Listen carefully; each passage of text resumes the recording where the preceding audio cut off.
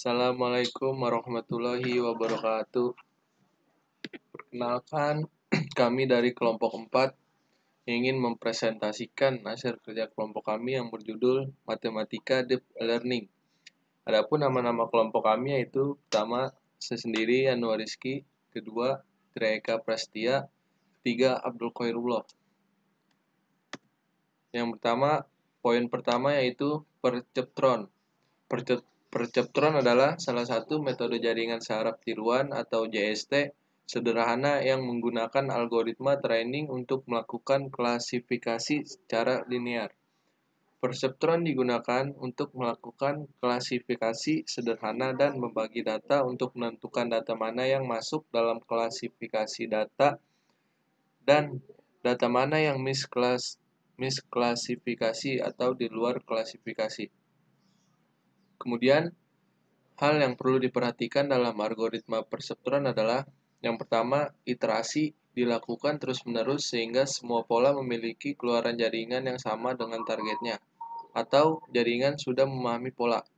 Yang kedua, pola perubahan bobot hanya dilakukan pada pola yang mengandung kesalahan atau output keluaran jaringan sama dengan target. Perubahan yang dilakukan adalah hasil kali unit masukan dengan target. Perubahan bobot hanya terjadi jika masukan tanda seru sama dengan 0. Kemudian yang ketiga, kecepatan iterasi ditentukan oleh laju pemahaman yang digunakan. Semakin besar nilai A atau alfa, maka semakin sedikit iterasi yang diperlukan untuk pembelajaran. Namun sebaliknya, jika nilai A atau alfa terlalu besar, maka akan merusak pola yang sudah benar, sehingga pembelajaran menjadi lebih lambat. Kemudian, alasan perseptron lebih baik dibandingkan model Herbian karena yang pertama, setiap kali pola dimasukkan, hasil keluaran jaringan dibandingkan dengan target yang sesungguhnya. Jika terdapat perbedaan, maka bobot yang dimodifikasi, jadi tidak semua bobot selalu dimodifikasi dalam setiap iterasinya. Yang kedua, modifikasi bobot tidak hanya ditentukan oleh perkalian antara target dan masukan, tetapi juga melibatkan suatu laju pembelajaran yang besar dapat diatur. Yang ketiga, pelatihan dilakukan berulang-ulang untuk semua kemungkinan pada yang ada hingga jaringan dapat mengerti pada pola ditandai dengan sama semua keluaran jaringan dengan target keluar yang diinginkan. Satu siklus pelatihan yang melibatkan semua pola disebut epoch. Dalam jaringan Hebbian, pelatihan hanya dilakukan dalam satu epoch saja. Yang keempat, teorema konvergensi perseptron menyatakan bahwa apabila ada bobot yang tepat, maka proses pelatihan akan konvergen ke bobot yang tepat tersebut. Kemudian, proses belajar perceptron. Perceptron dilatih dengan menggunakan sekumpulan pola yang diberikan kepadanya secara berulang-ulang selama latihan. Setiap pola yang diberikan merupakan pasangan pola masukan dan pola yang diinginkan sesuai target. Perseptron merupakan penjumlahan terhadap tiap-tiap masukan dan menggunakan fungsi ambang untuk menghitung keluarannya. Keluaran ini kemudian dibandingkan dengan hasil yang diinginkan.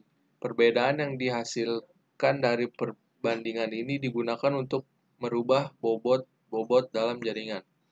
Demikian dilakukan berulang-ulang sampai dihasilkan keluaran yang sesuai dengan hasil yang diinginkan. Kemudian poin kedua akan dijelaskan oleh Abdul Khairullah. Saya Abdul Khairullah akan melanjutkan poin kedua yaitu neural network. Neural network merupakan kategori ilmu soft computing. Neural network sebenarnya mengadopsi dari kemampuan otak manusia yang mampu memberikan simulasi atau rangsangan, melakukan proses dan memberikan output. Output diperoleh dari variasi simulasi dan proses yang terjadi di dalam otak manusia. Kemampuan manusia dalam memproses informasi merupakan hasil kompleksitas proses di dalam otak. Misalnya yang terjadi pada anak-anak. Mereka mampu belajar untuk melakukan pengenalan meskipun mereka tidak mengetahui algoritma apa yang digunakan. Kekuatan komputasi yang luar biasa dari otak manusia ini merupakan sebuah keunggulan di dalam kajian ilmu pengetahuan. Berikut fungsi neural network diantaranya adalah pengklasifikasian pola, memetakan pola yang didapat dari input ke dalam pola baru pada output, penyimpanan pola yang akan dipanggil kembali, memetakan pola-pola yang sejenis, pengoptimasi permasalahan, dan prediksi. Berikut adalah struktur neural network. Konsep dasar pembangunan neural network buatan terbentuk ide mendasar dari Artificial Neural Network atau ANN adalah mengadopsi mekanisme berpikir sebuah sistem atau aplikasi yang merupakan otak manusia, baik untuk pemrosesan berbagai sinyal elemen yang diterima, toleransi terhadap kesalahan atau error, dan juga parallel processing. Karakteristik dari ANN dilihat dari pola hubungan antara neuron, metode penentuan bobot dari tiap koneksi, dan fungsi aktivasinya. Gambar di atas menjelaskan struktur ANN secara mendasar, yang dalam kenyataannya tidak hanya sesederhana itu. Input berfungsi sebagai dendrite, output berfungsi sebagai akson, fungsi aktivasi berfungsi sebagai sinapsis. Neural network dibangun dari banyak node atau unit yang dihubungkan oleh link secara langsung. Link dari unit yang satu ke unit yang lainnya digunakan untuk melakukan propagasi aktivasi dari unit pertama ke unit selanjutnya. Setiap link memiliki bobot numerik. Bobot ini menentukan kekuatan serta penanda dari sebuah konektivitas. Proses pada ANN dimulai dari input yang diterima oleh neuron beserta dengan nilai bobot dan tiap-tiap input yang ada. Setelah masuk ke dalam neuron, nilai input yang ada akan dijumlahkan oleh suatu fungsi perambatan atau summoning function yang bisa dilihat seperti pada digambar dengan lambang sigma. Hasil penjumlahan akan diproses oleh fungsi aktivasi sebagai neuron. Di sini akan dibandingkan hasil penjumlahan dengan threshold atau nilai ambang tertentu. Jika nilai melebihi nilai ambang, maka aktivasi neuron akan dibatalkan.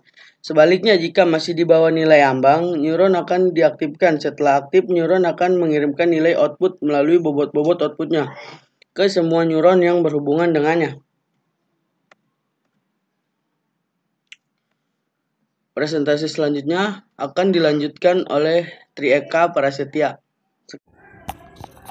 Iya, saya Trieka Prasetya akan melanjutkan presentasi yang telah dimulai oleh kawan saya Yanwar dan Abdul Hoyer. Gradient descent. Gradient descent adalah algoritma untuk mencari nilai minimum suatu fungsi. Ini secara berulang menghitung turunan parsial atau gradient dari fungsi dan turun dalam langkah-langkah yang sebanding dengan turunan parsial tersebut. Salah satu aplikasi utama gradient descent adalah penyesuaian model berparameter ke sekumpulan data. Gradient descent juga digambarkan sebagai iterasi yang digunakan untuk menemukan nilai optimal dari parameter dengan menggunakan kalkulus untuk menemukan nilai minimum. Fungsi gradient descent. Gradient descent teknik optimisasi yang memanfaatkan informasi gradient untuk mencari nilai variabel pada titik minimum. Secara sederhana, pertama-tama nilai variabel W dipilih secara acak. Karena kita mengetahui fungsi error, maka kita dapat menghitung nilai kemiringan atau gradient dari fungsi error tersebut. Dengan menggunakan informasi dari nilai gradient ini, kita dapat memperbarui nilai W ke nilai yang baru memiliki nilai error lebih kecil dari sebelumnya. Melatih model dengan gradient descent. Salah satu keunggulan dari teknik ini adalah kita dapat menghitung nilai gradient hanya dengan menggunakan beberapa data saja atau batch size. Hal ini sangat penting terutama jika dataset kita berukuran besar. Jika dataset berukuran besar, kita tidak akan dapat menggunakan teknik yang menggunakan semua data secara sekaligus seperti teknik Regulation Large Square atau RLS karena keterbatasan memori. Jika kita menggunakan sistem batch, maka memori yang diperlukan dapat ditekan bergantung pada ukuran batch yang digunakan dalam proses pelatihan. Dengan menggunakan sistem batch ini dikenal juga istilah epoch. Dalam hal ini, satu epoch berarti bahwa semua data pada dataset telah digunakan untuk proses penghitungan nilai Gaussian. Cukup sekian presentasi dari kelompok kami, kurang lebihnya mohon maaf. Wabillahi taufiq walhidayah. Wassalamualaikum warahmatullahi wabarakatuh.